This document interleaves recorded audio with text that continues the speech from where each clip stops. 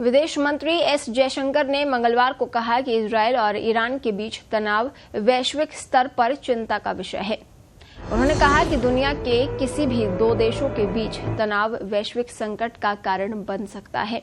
इस तरह के तनाव से तेल की कीमतें, खाद्य पदार्थों की कीमतें और मुद्रास्फीति में वृद्धि होगी। ऐसे सभी वैश्विक समस्याओं का समाधान विश्व बंधु की अवधारणा से ही हो सकता है।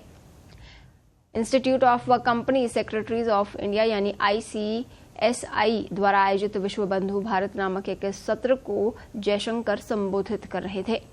विदेश मंत्री ने कहा कि एक भारतीय जहाज ईरान में फंस गया है। इसमें 17 भारतीय नागरिक सवार हैं। उन्हें सुरक्षित वापस लाने के प्रयास किए जा रहे हैं। उन्होंने कहा कि उस क्षेत्र में लगभग 18 लाख भारतीय रह रहे हैं। उन्हें जल्द से जल्द निकालना हमारी जिम्मेदारी है। यूक्रेन में तनाव है, गाजा में युद्ध जारी है, हिंद प्रशांत क्षेत्र में स्थिति अशांत है।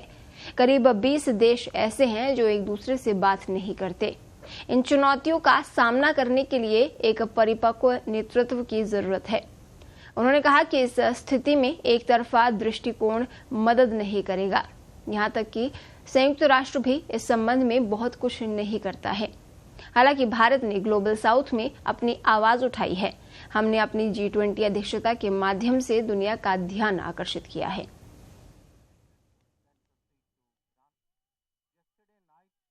I spoke these people were on a Portugal flag ship. The ship was taken over in the seas by an Iranian force.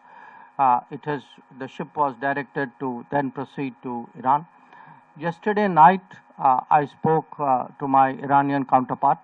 I pressed him. I said, there are 17 crew members from India, and it is, we are making the point to the Iranian government that these people should be released, that they should not be detained.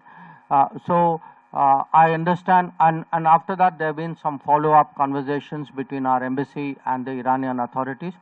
I'm getting some reports, but for me, until first point is, I want our embassy people to actually go there and meet these people. That is when that will be my first point of satisfaction. Secondly, I would like, I would absolutely press for these people to come back to India as quickly as we can.